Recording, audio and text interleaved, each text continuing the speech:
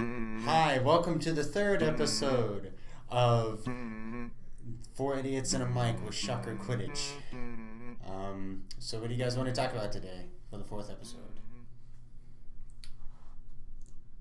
I want to talk about, did you almost forget the name of our show at first? Yeah.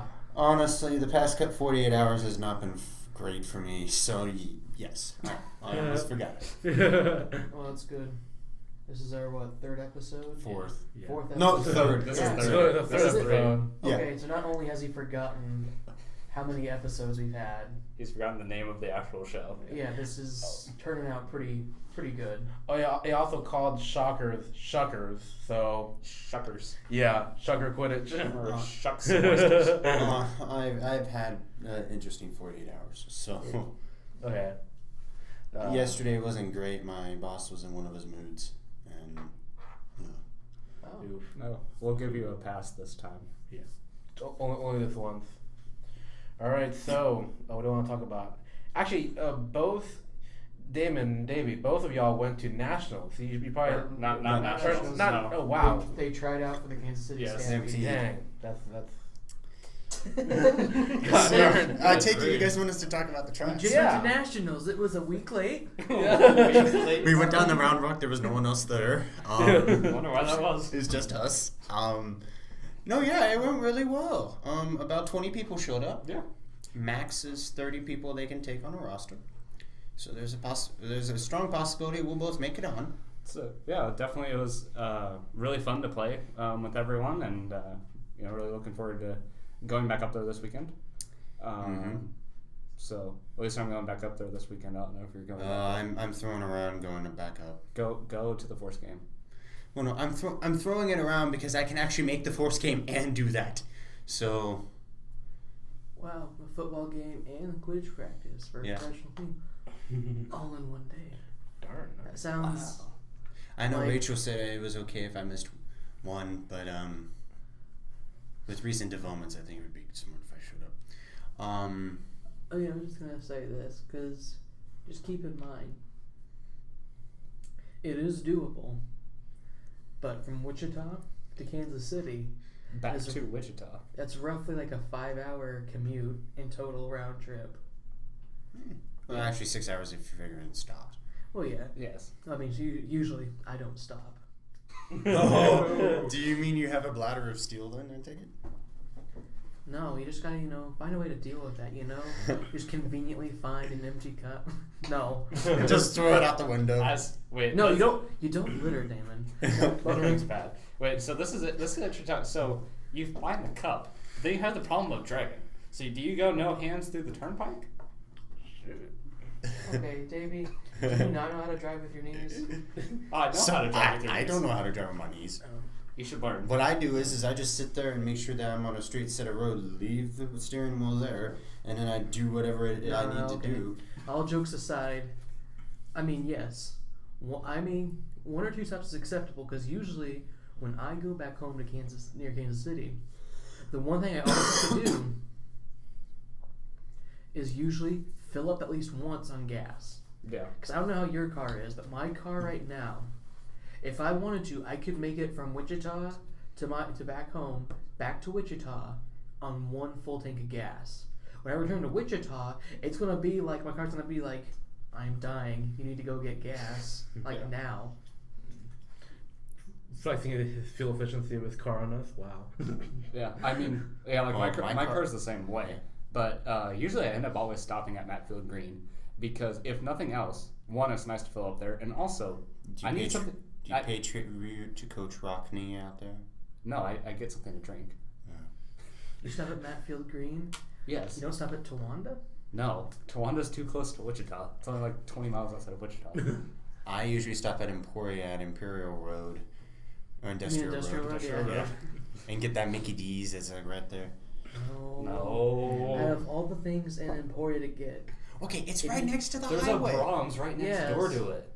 you stop for the Brahms. And we know Rupert's favorite restaurant is Brahms. Hey, Brahms got amazing ice cream and hamburgers and fries. I will say. From our farms to our stores, only Brahms gives you more. Only Brahms gives you Okay, so you've been much numbed more. up. If this was American Idol and I was Simon Cowell, I'd have to say that was absolutely terrible. Are we gonna go on another rant about reality TV shows again? Because everyone knows American Idol's trash. Whoa. Ooh. I mean, you're it right. is- it is You're though. right. It is actually. Well, I would say that you're kind of going to offend some listeners, but our first episode we ate The Bachelor up, so that's Right. one of the most watched TV shows. So Okay, just because people watch it doesn't mean the show can't be, like not good. Because I would say American Idol, when it first came out, yes, was pretty good. And then, it was just, it was Simon, it was Simon, Paul Abdul, Randy Jackson. Yeah. And then Paul Abdul left, and they had to replace her with, Some random person we don't care about. Yeah. Katy Perry. no, they didn't replace her with Katy Perry. They replaced her with somebody.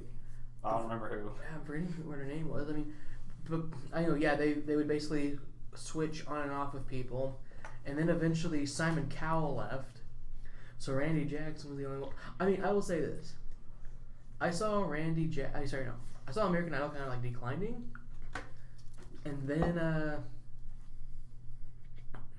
after pretty much Randy Jackson left, that's when people at university were like, yeah, this show's not being good. Like, this show's just not good anymore. I mean, I will say this. My dad still watches, like, American Idol and The Voice. And if you don't know Survivor, that TV show is Survivor's still, been on forever. Yes. No, How long? Survivor's like 30 seasons. Yes. But then It's yet been again, on forever. but then yet again, Survivor also does cover, like, when they mean a season, they mean like whatever one of their islands is. And if I'm correct, they at least do like one or two, like 2 or 3 seasons in an entire year. I think they do usually 2 a year. I think it's been Yeah. on for like 15 Well, years. Yeah. Because that and The Amazing Race, they used to do, well, one would be on, and then the other would be on, but now The Amazing Race only does one season, and it's this time of year, or about early June. Oh, funny thing about The Amazing Race. It restarted just like last week. Well, I'm not. Oh, let me not that. But did you know there was actually an event here at college? Yes. Yeah, I remember. The Yeah. Amazing Race, Wichita State. Yeah, I think it was actually last Saturday. Yeah. I don't know what all that would entail, but The winners got like a gift card or something. to the bookstore. No, you joke. No, but that's actually a good prize. Yeah, no. Yeah. That is actually good. I one time going to a college event, I won a 50%. No, sorry, not 50%. A $50 card to the bookstore. And I even asked them, does this work on anything in the bookstore? They said yes. Part of that money went to actually paying off my books. That's sweet. Yeah, that's actually really nice. I tried for one of their book scholarships when I was a freshman, and I got like second place or something, so I ended up not getting it. But I get one from the Honors College, and I put it towards tuition instead of books because I just go on Amazon and get stuff for like 50% off the price that they have here. Well, you can rent too. Mm-hmm. Renting helps getting used. Yeah, the only books I ever buy are my history textbooks. Yeah, no, it just kind of amazes me because, like, for example, with my engineering class, you were allowed to bring in the books for, like, we were having, like, a department assessment exam or whatever. And one of the rules was you could bring in the books from, like, the classes that the assessment test and stuff was over.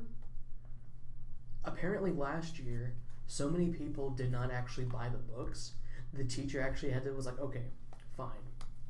We'll allow people to bring in like their copies of books, but like for example, if you want to work something with thermodynamics, and there's only one thermodynamics textbook, the one person who's using it right now, I think that they put like kind of like the honor system of only like a person can only use it for like 5 minutes or something, or like when they're done, put it back.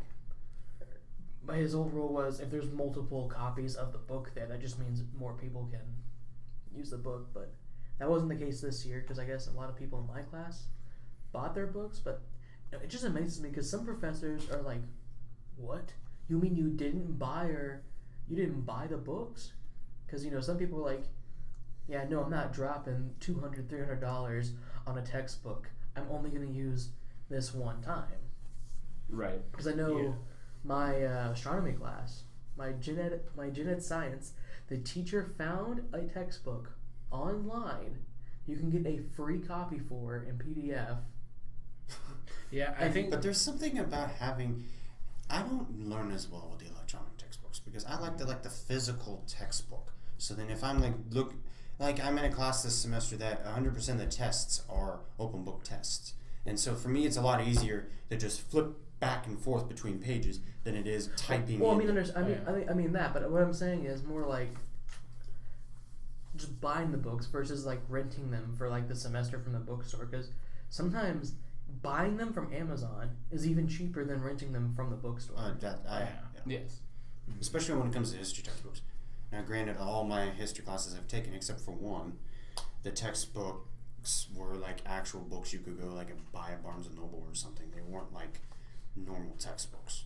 Right, and that's the difference in like psychology and social work classes is that a lot of the classes, like a lot of those are like actual textbooks that you can't necessarily go and buy from Barnes and Noble. Mm-hmm. But also, with the Wichita State Amazing Race, what are some events that you guys think would actually be in the Amazing Race?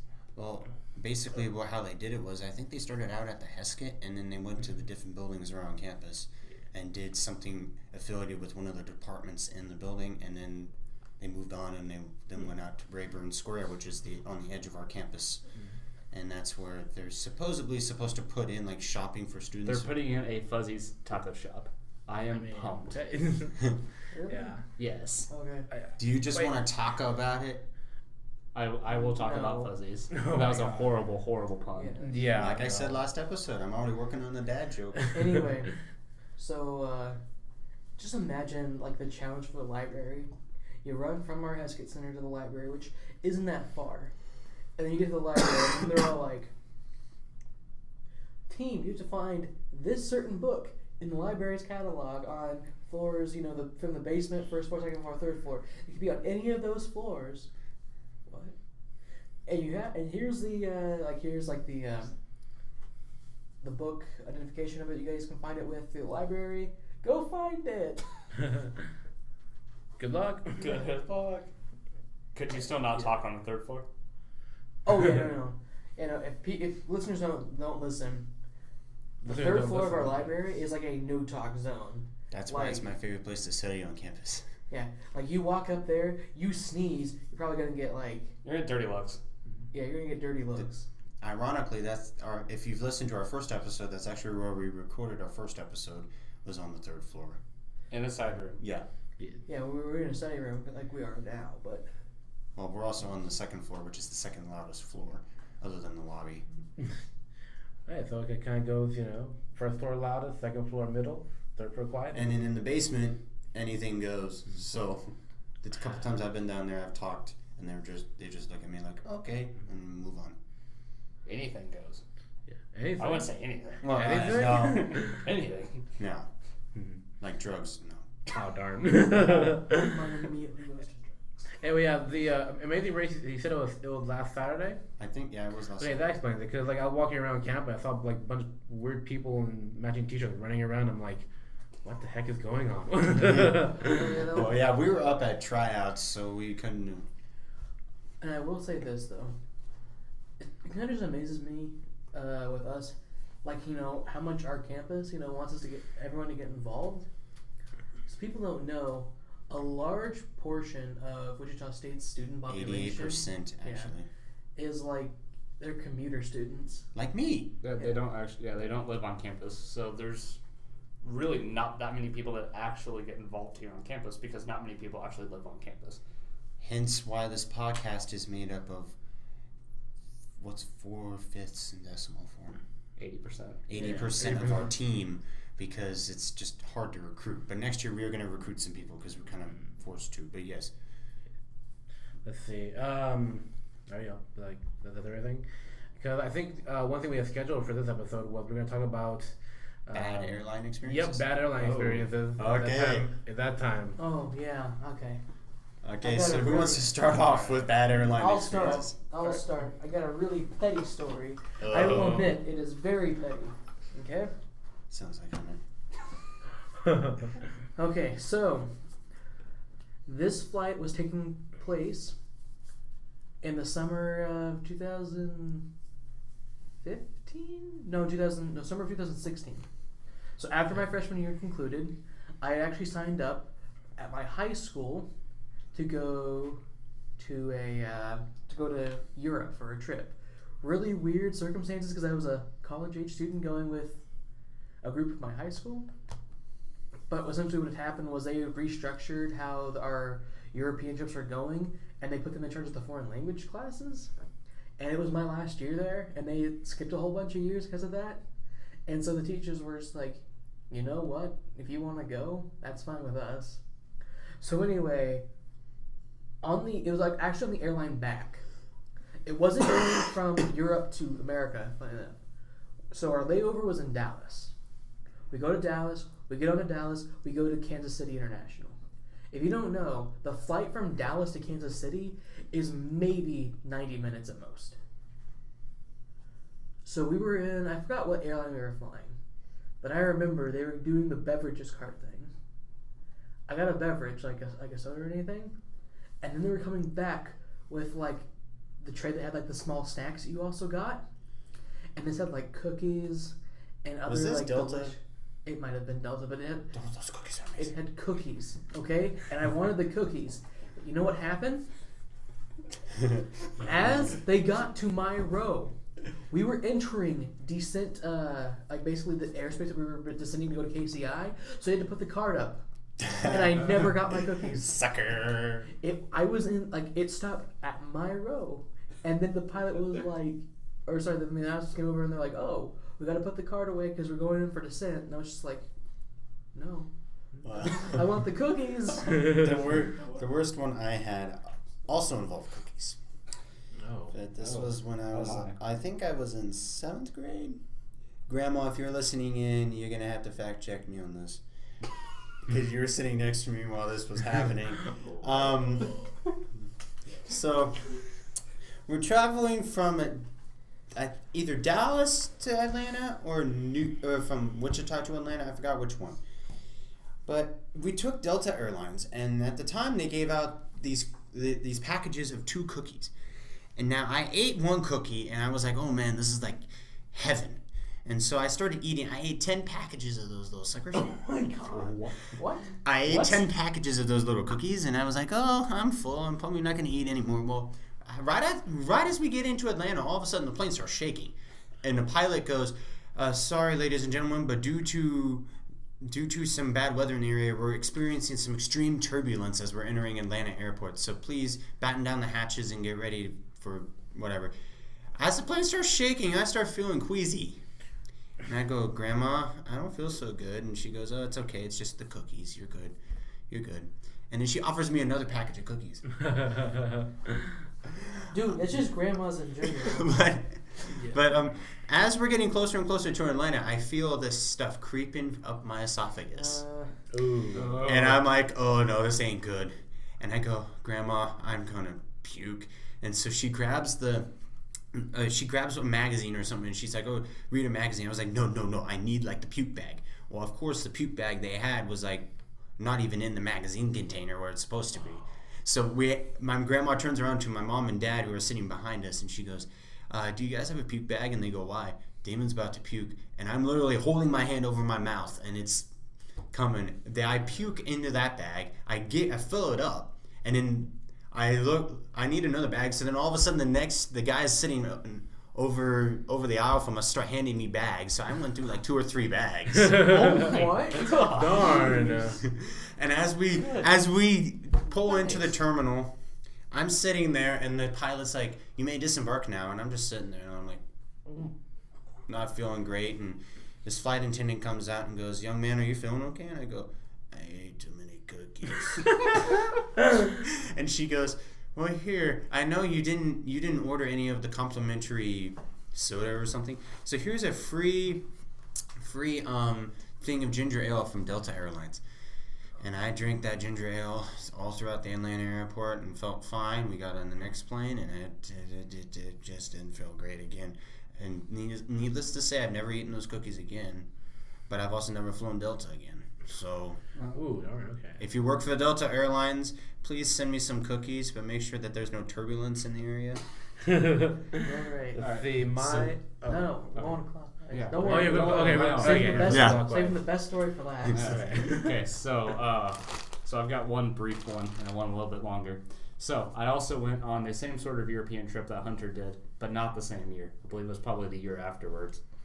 So we're flying from Detroit, or from Kansas City to Detroit, because we're flying into London.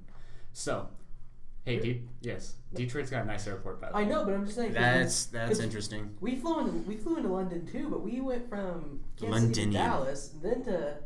Yeah, we went See. from Kansas City to Detroit to London. Rupert and I are typical Americans. We just haven't been out of the country. Well, I've been to Canada, but that's. I've been to Mexico, so... Oh, you really should. Did you get a drug rug? They get a what? A drug rug, one of those like pullover my things. gosh. that- Damon. Damon. No. Damon. Don't interrupt Davy's story. I was just making a comment. Okay, so as we're flying from Kansas City to Detroit, there is a child that was having a rough time. You know, they were fussing and stuff, and they're in the seat in front of me, which is like, okay, I guess I'm not sleeping on this flight, but that's okay because it's kid. So I'm just sitting there in the seat, and all of a sudden I feel this thing fall into my lap.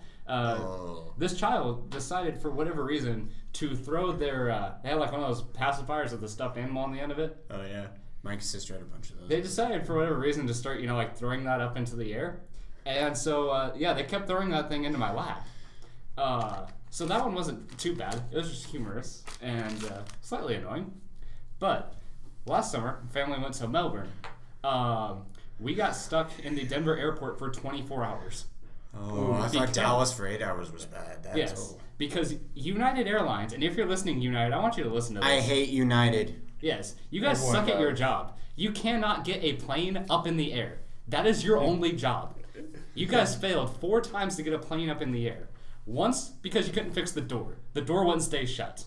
Second time, because you didn't have radar on the plane going into a storm. So you flew us halfway to Kansas City, then we had to turn back around. You know how pissed off people were on that plane? We were pissed. Next one, you bring a plane in, you don't actually have a crew to fly the plane. You have a plane, you have no crew. Just volunteer to fly it. The crew is kind of important. Yes, United doesn't realize that apparently. For all of this, United gave us a $15 dining voucher and then $150 towards future tickets on a United flight. Do you think I'm flying United again? Not if I can help it. No. When we went to Hawaii, we did United, and we land in LAX, I think. LAX. And Also a terrible airport. yeah, we're sitting there waiting for our airline, but no. Actually, no. Sorry, this was in Honolulu.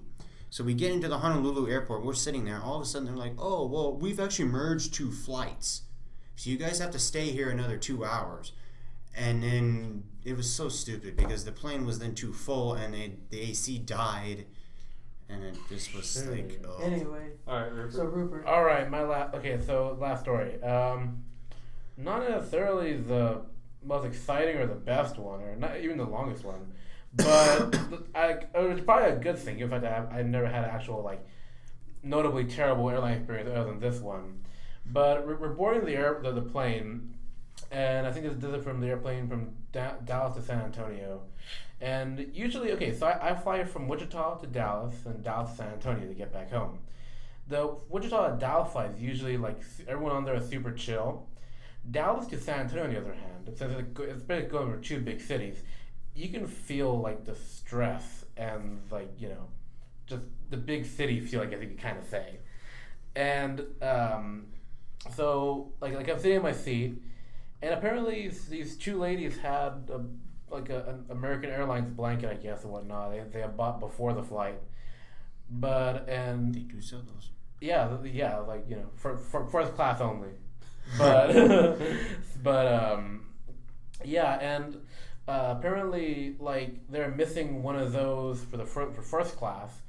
So one of the flight attendants assumed that the 2 ladies had taken one of those, and basically started this I mean, it wasn't it wasn't a big confrontation, but there were words being exchanged between both of them. You could tell they're both basically just angry at each other. Did they say something about someone's mama? No, but it was just I was just chill, guys. It's literally a blanket. So yeah, that's probably a good thing. That's my worst airline experience. But yeah, it kind of reminds me of the one train trip we ever took. It was out from Kansas City Union Station to LA Union Station, and it was a lot of fun. We made a lot of memories, but two things stick out from that trip. One was the night we get into Kansas City, or the night we board the train in Kansas City. It's about midnight, and we're all tired. My mom, grandma, and sister and I are all tired. We just want to go sleep. And we already all know we're going to have to sleep sitting up because we didn't pay for a sleep car. So as we're trying to get to sleep, there's this lady in the clear back of the car, 2 rows back, yells for the next 2 hours over the phone, part in Spanish, part in English, trying to explain to her boyfriend how she's the mother of his kids. And it's just like weird because she'll be speaking in English, all of a sudden she turns to Spanish. And it's back, and my mom and I and my sister and grandma are all trying to sleep, and all we're hearing is blankety blank blah blah blah. Oh, hey, como está? Blah blah blah blah blah blah. And it's like, really, people are trying to sleep here. And then on the way back from LA, we picked up these Boy Scouts from Boy Scout Ranch in Arizona. It's in New Mexico. I know the one you're referring to. And they all were middle school boys, and you know how the BO smells because none of them are wearing deodorant and they haven't bathed in a week. Oh my goodness! You would think it was a bunch of hogs we had gotten on that train. Yes. For the record, there is a scout ranch in New Mexico called Philmont Scout Ranch. A friend of mine was a tour guide there. You hike around in the backwoods of the Rocky Mountains for 10 days. I've never actually gone, but I've had a lot of friends that have gone. They've said it's really awesome. So yes. And this is coming from a former Eagle Scout. Yes. So, yes, the BO is going to be absolutely terrible because they literally have not showered in 10 days. Okay. Now, going off of Rupert's the worst flight story topic, what is the most awkward flight story? Yeah, because necessarily the most awkward one isn't the one with, that's like the worst. All right. I mean, it could be the same. You heard. Well, can the train one count for mine? That's awkward. That is awkward. But do you have an awkward flight story or no? Okay. The only awkward flight story I can come up with was my sister. We were flying Southwest one time, and in Southwest Airlines, you don't have assigned seats. You have assigned boarding times. So we get on there, and my sister doesn't get on there in time, and she gets there, and she gets stuck with this like rather obese guy. My sister is like, okay, so listeners, I'm like 6'5", 220. My sister's about 115 and about 5'6", and so she doesn't take up as much room as I do. Well, this guy literally, I think, weighed 500 pounds. It took up like 3 seats. And so the entire time, he's telling my sister that she needs to move over, and she's like barely in her seat. And then he proceeds to tell her about all of his ex-girlfriends and whatever, and it just got weird. Oh. Maybe he ate them. I'm so sorry. That might. Rupert! Oh my gosh! But I think it was at Ohio State or something. They did, during World War II, they did do a study on the effects of cannibalism on the human body because they wanted to see what would happen if U.S. troops were forced to do this. The effect of cannibalism on the human body And is human that it's meat not actually there anymore. it lasts like 3 times as long as regular meat. The effect of cannibalism on the human body is that it's not there anymore. Well, you've eaten it. I was meaning like if like one of you guys would die and it was just me left and it was either. Okay. Whoa, I don't think we're like that. Okay, let's switch the I don't think we're the Argentinian rugby team, or was it the soccer? All I know is like some. Or like that Ron Howard movie In the Heart of the Sea. No. What team was it, Davey? Because there was like that. There was a plane crash that killed like half of like a. Chapecoense in Brazil. That's the one that killed. Wait, they got stuck in the mountains for the one that got stuck in the Andes mountains. Oh, and yes, then they. No, yeah, that was a different one. Yeah, I can't remember who it was. All I remember is that it was like one of the countries near there. The plane crashed. I think it was a rugby team, or it might have been soccer. Anyway, it killed like half the team, and then the other team, basically to resort to survival, had to eat the already dead members of their team. And because I know they made a movie about it. Anyway. Okay, so go back to awkward flight stories, please. This is getting let's go. Anyway, My awkward flight story does not involve, Delta cheating me out of those cookies. I forgot which flight it was because I wasn't really in charge of the travel plans. But in high school, we had signed up for a national competition. We were actually finalists, so we had to go to Washington D.C. to actually present to like a board of like engineers and like basically the board of the competition. Well, I believe it was on the flight from Kansas City to Washington D.C. It didn't have any layovers. It was a direct flight. But I was sitting next to this kid. This kid was maybe like 6 or 7, and I think what had happened was his parents were divorced, and I believe it was like around like when our spring break occurred, which was really nice for the students like at my high school. We actually left during our spring break. Well, anyway, I think his mom or something lived in Kansas City, and he was visiting his dad who lived and worked in Washington D.C. because they were divorced and stuff. And basically, he was just he was basically just flying from Kansas City to Washington D.C. His dad would pick him up at the airport. Mm-hmm. Keep in mind, again, this kid's like 6 or 7. Okay, like really young. So at one point, the flight's already up in the air. It's been a while. We're probably maybe like halfway through the flight, so probably like flying over like Western Kentucky or Tennessee or somewhere like that.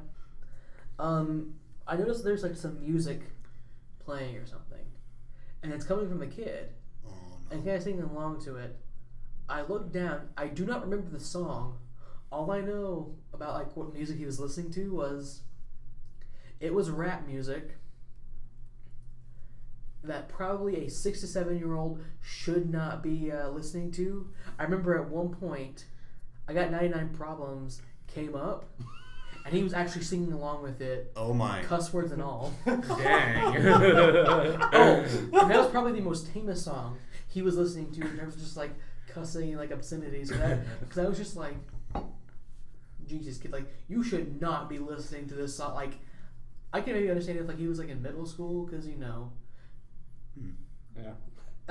We all do that. Yeah, that happens, and like, or maybe high school. But like, this kid was like legit, like in like elementary school, and it was just like, oh, and it was just kind of really awkward too because at one point when he started singing along with the songs, other people like, so everybody that was pretty much around me was like at my high school. The people in front of that person, some other people, started listening, like hearing him actually sing along with these songs. Oh, that's awkward. Oh my god. So basically, my most awkward flight was I was sitting near this like elementary school who basically thought he was like the new Jay-Z or like the new big time rapper. TLDR. Davey, I've heard your story before. Okay. Oh yeah, I think we all have. This is so freaking funny. This was actually the first time I ever flew. My family was going to Orlando. We were going to Disney World. I believe I was 11 or 12. So we left in the afternoon from Kansas City, and we had a layover in, I believe it was Houston. But anyways, so we had a layover and we were going to Orlando. The time that our flight left the layover, it was a late night flight, so it left at like 8:30, and we were getting to Orlando around like 11:30 Eastern time. So it was dark outside. We sat in the back, one row from the very, very last row of the plane. And behind us, we go in and take our seats. Behind us, there comes in a, relatively young couple. And from hearing them talk for a little bit, they were newlyweds. So it's like, oh, well, that's good for them. So we're sitting there, and the flight takes off and stuff, and we hear them talking, and all of a sudden they stop talking. And it's like, oh, okay. Now, no, we're trying to go to sleep because it's like late and we're flying and we're tired. All of a sudden we hear sounds of zippers being undone, and all of a sudden we hear, oh, baby, give it to me good. So it's like, oh, wait. And my mom and dad start looking at each other like, oh, no. And then you just hear moaning and, other noises of the dark. And it turns out that, yes, this couple was literally joining the Mile High Club in the seat right behind me on my very first ever flight. They were not quiet about it. If you're going to do that, at least be considerate, be quiet. They were not at all quiet, They seemed to be having a great time. We were not. Of course. So if this couple ever hears this podcast, I hope you two are still together. You sounded very, very much in love, and next time on a plane, please keep it quieter. And hopefully the kid has turned out to be a very good kid. Yeah, hopefully the kid's a decent kid, because I might know how that kid was conceived. All I'm saying is, like, Why couldn't you have waited till you No, got into the my whole ground? thing is, You got into the family bathroom like, or did something. anybody? The family for a bathroom. reason. What? There's What? What? Hey, The David, family- you've been on a plane before, right? Hey, I mean, don't mean for family bathroom, so. Yes, these bathrooms are separated. This one's for families. This one's No, for I was meaning For wait making to families. the ground and then go to like the family bathroom. Or just go to a hotel room. You know Okay. what? Or literally anywhere but an airplane. I don't know. I'm just surprised that did like anybody say anything, David? To like that? No, because what do you say? Sounds like a friend of Do you mine. just go like we're not turning around like, hey, stop having sex? Because you really want to have that conversation with the people behind you? My question is how did they Wait. do it? But just Well, no, I'm just like thinking though, like if obviously people were like uncomfortable and stuff, like I thought like the airline attendants would have said something. Cause, actually, like, they could have been charged with public indecency. yeah. Yes, they could have. They could have been charged with public indecency, but they weren't. Okay. Rupert, Okay. Yeah. Move. Let's see. I haven't flown all that much. Awkward flight story. I mean, Maybe just awkward travel story then. awkward travel story. yeah, we'll go with that. I mean, even then, Or just awkward story. I mean, okay, so apparently, okay, awkward story, I guess. Okay. I got Actually, another one after this. I don't know. I mean, thankfully, all of my travel stuff has like. Apparently, I have good luck when I travel. I've only been layovered or grounded for, for weather and stuff like that. But let's see. I don't really have actually any like awkward travel stories or no awkward stories that I want to talk about at this moment because I got usually I'm the one being awkward. So, my family loves to take road trips, and we always try to do a road trip once a year. This time I'm going to talk to you about was after sophomore year of high school. We decided to go to Utah and go to all the 5 national parks down there: Bryce Canyon, Arches, Zion. I forgot what the other one. Or Canyonlands, and then there's one other one. I forgot the other one. Zion. Yes. Isn't he a basketball player for Duke? No, this is the Zion Valley. Yeah. But anyway, well, Zion is known for its beauty, and it's gorgeous, but it's hotter than Hades. And its exceptional dunking abilities. Yeah. Oh, and how it affected Nike's stock for those 2 days. No, but anyway, it attracts all these like foreign tourists, like Asian tourists, European tourists. Well, we decided to stay in this hotel like 5 minutes away from the entrance to the park. And one night my sister goes, "Hey, let's go out to swim." And we're like, "Sure, it's an outdoor swimming pool." So my mom and sister and dad and I and my grandparents all go out in our bathing suits and we go out and start swimming. Well, there's these 2 European couples. I'm picturing that they're German. I don't know. I forgot what they were actually, but they both show up. And we could tell immediately that it was going to go south from there. But one of the husbands grabs what it looks like a Speedo, and he has these swimming trunks on, gets into the pool, takes off his swim trunks, and then puts on his Speedo. And he's like so fat, he's got like a apron of fat over his front of his Speedo. But anyway, his wife then gets into the pool and decides to sunbathe. So she then undoes the top of her bikini, and so the only thing holding anything from her going topless is just gravity. So she's just like sitting there, and they're speaking in German, and then they're like looking at us because we're looking at them from the other side of the pool, and it's just like, you guys do realize this ain't Europe anymore, right? This is like America. We know that we're in Utah, but It's still America. it's still America.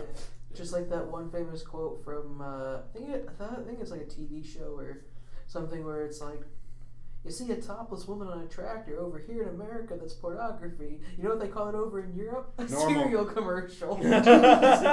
Hey, Davey, I heard once you went to a nude beach. Oh yes. Oh. So one time, my family, we've got bad luck with Florida. I mean, it's a lovely place. We've had amazing trips to Florida, but this is also where most of my awkward stories happen. So this one time we went on a trip with some friends of ours to Florida, and we were driving back to the airport to leave, and my mom wanted to go to the ocean for one more time, stick her feet in the ocean. So we're driving back in Miami, and here's a nice beach with not many people on it. We'll go there. So we stop. We go in the parking lot, and you had to walk under a little tunnel to go under street and go onto the beach. And we're walking up, and I look at a sign, and this sign says, "You are entering a clothing optional beach." So now there was not actually anyone on the beach at the time. There were 2 people in the water, but yes, we did once visit a nude beach. We did not see any nude people. I once had a pair of squirrels have sex on the hood of my car. Damon? Well, okay. Damon, what is it with you and these really awkward, sex stories? I don't know. Let's see. I've driven past a nude park, lake. Yeah. So that one. Well, I mean, okay. So, so start from the beginning. Basically, I was driving with my parents through Austin, Texas, and there's this place. It's called Hippie Hollow. So, the name itself gives off weird vibes. Oh yeah, it does. It's basically it's a nudist lake park. We kept on driving, and it's like we never actually saw like any nudists there. Thank God. We were driving by, but it's like we kept driving because nope. I'm sorry. I mean, most of us just don't want to see a lot of the human population naked. I don't. There are those that do, though. I mean, there are those that do, and more. Did you know that power to Kansas was home to 3 nudist colonies at one point? I did. Thankfully, we're not anymore. My grandma in high school went to Bueller High. Okay, David. No, I was gonna say no. And that part of started out really bad. And nearby was one of these nudist colonies. So the dare that most seniors had freshmen do was they had to drive up and at least say they saw the nudist colony, not just from the outside, but on a hill overlooking it to say they saw it, and then you were considered cool. And so she did that. She said it was the weirdest thing she's ever done in her life, and she never cares to do it again. That started off on a really bad possible path. Yeah, definitely did. Hey, yo, guys, so, my grandma in high school. Oh, no. You can't talk about nudist colonies and then say my grandma in high school in the next sentence. It's only awkward if you make it awkward. No, it's just awkward. It's always awkward. It's awkward. It's always awkward now. This episode, I don't know how many people are going to listen to this one. This one's a little... Yeah.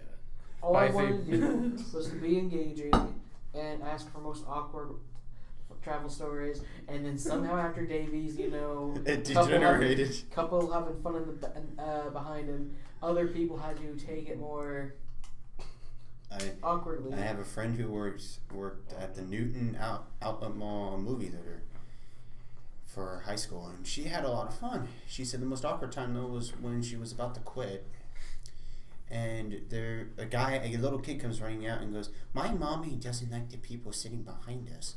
And so she said, of course, me being the employee, I have to go check it out. Well, she goes, I walk into the theater, and all of a sudden I hear noises that don't sound like the movie. She goes, I stand at the bottom, and it has stadium seating. She said, I stand at the bottom of stadium seating, look up, there's a couple in the back corner having sex in the middle of the movie. And she said this was not like 50 Shades of Grey either, that they're like trying to reenact it. No. No, this was like a kid's movie. Oh my god! What? I'm just picturing this conversation. Oh, Mommy, we're going to go see Trolls. We're going to see Trolls. And, oh, give it to me, baby. Damon. Who's your daddy now? Oh my god! Alright. Oh alright, so we are out of time, I guess. So on that note. Yeah, on that note. Thank you for listening to our 3rd episode of our podcast, 4 Idiots and a Mic with Shocker Quidditch. I'm Damon. I'm Davey. I'm Rupert. I'm Hunter. And we're Shocker Quidditch.